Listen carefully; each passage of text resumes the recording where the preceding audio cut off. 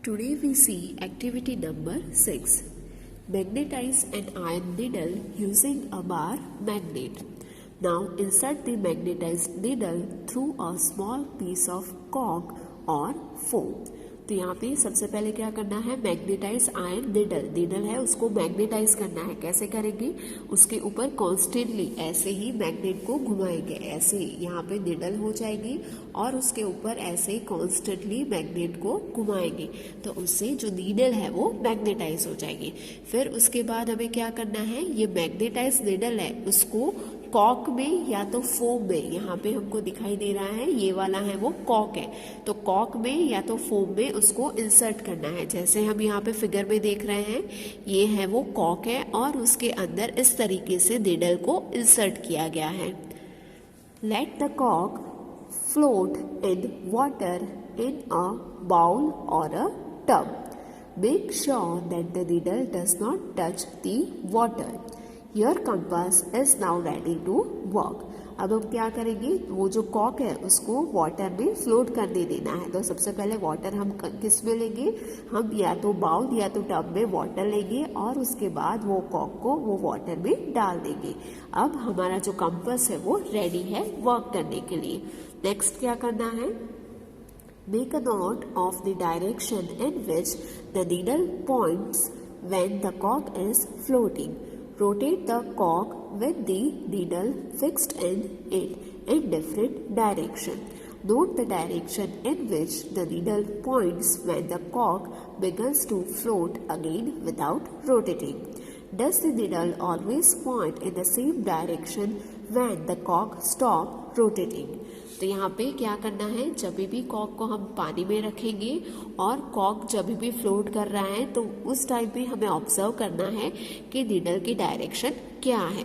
फिर हम क्या करेंगे, वो ऑब्जर्व करने के बाद हम नीडल की हेल्प से नीडल को हिलाएंगे जिसकी वजह से जो कॉक है वो पानी में हिलेगा.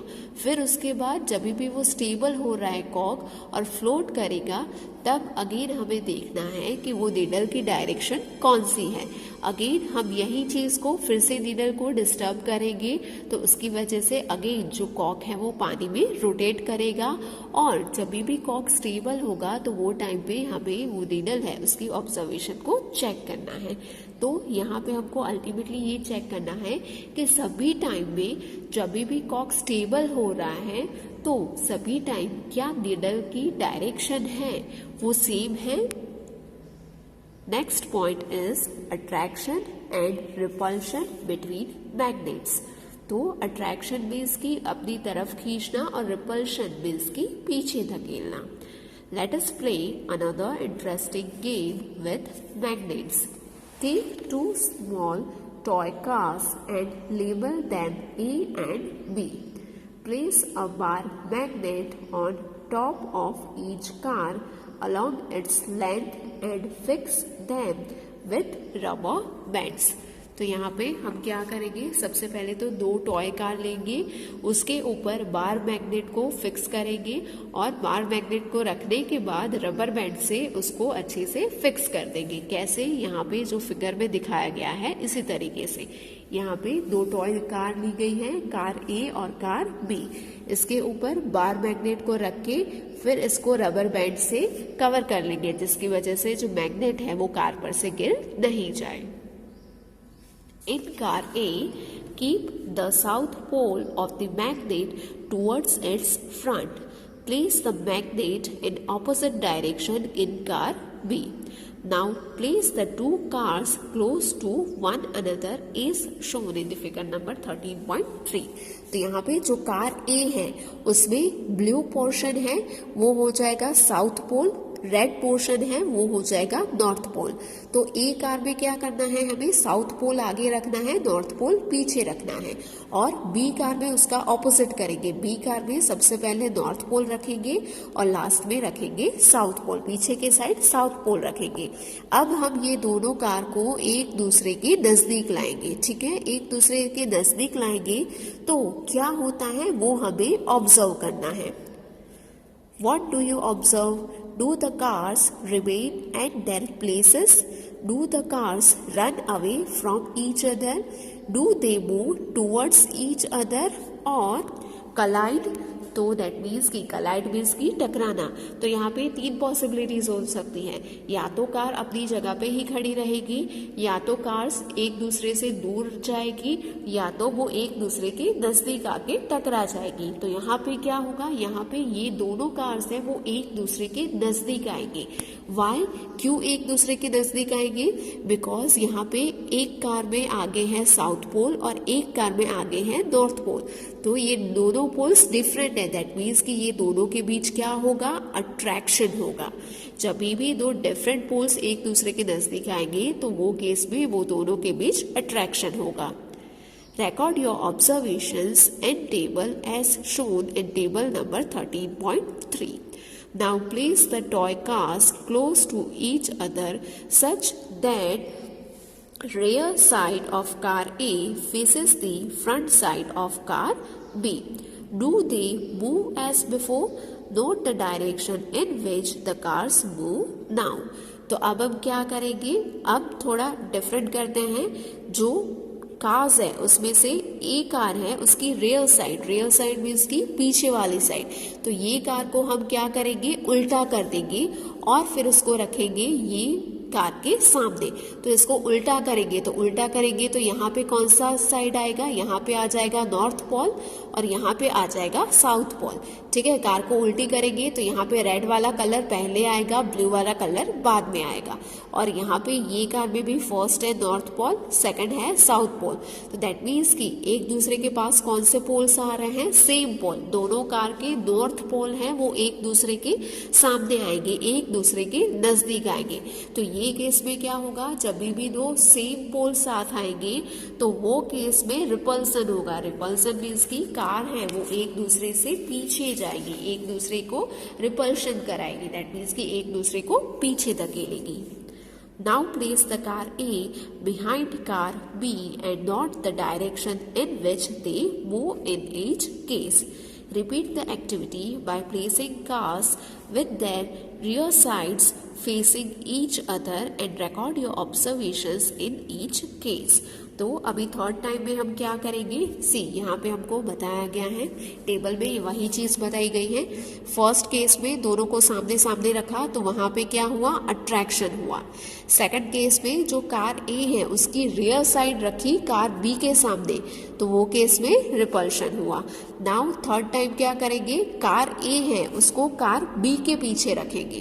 तो यहाँ पे हम देख लेते हैं, पूरी कार ए को हटा के कार बी के पीछे रखेंगे।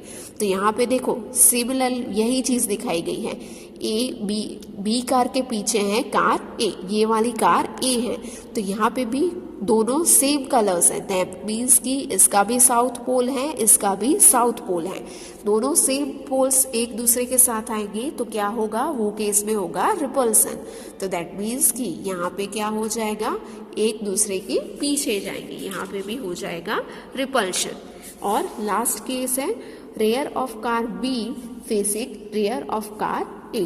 तो दोनों कार्स की रेयर साइड एक दूसरे को फेस करेगी, तो दोनों कार को पीछे की ओर मोड़ लेना है, ये कार की पीछे वाली साइड और ये कार की भी पीछे वाली साइड। तो यहाँ पे पीछे वाला हिस्सा कौन सा है, रेड कलर का, यहाँ पे पीछे वाला हिस्सा है ब्लू कलर का। तो दैट मीन्स कि ये दोनों कलर एक दूसरे के सामने आएंगे, तो ऑपोजिट कलर्स है, तो वो केस में क्या हो जाएगा, अट्रैक्शन। तो यहाँ पे आंसर हो जाएगा attraction. What do we find from this activity? Do two similar poles attract or repel each other? What about opposite poles? Do they attract और रिपेल ईच अदर? तो यहाँ पे पूछा गया है कि ये एक्टिविटी से हमने क्या सीखा। जो सिमिलर पोल्स होंगे वो क्या एक दूसरे को अट्रैक्ट करेंगे या तो रिपेल करेंगे, और ऑपोजिट पोल्स हैं उस केस में भी क्या होगा, अट्रैक्शन होगा कि रिपल्शन होगा। तो यहाँ पे हमने देखा कि जो सिमिलर पोल्स हैं उसमें हो जाएगा रिपल्शन और जो ऑपोजिट पोल्स होंगे उसमें हो जाएगा अट्रैक्शन, राइट?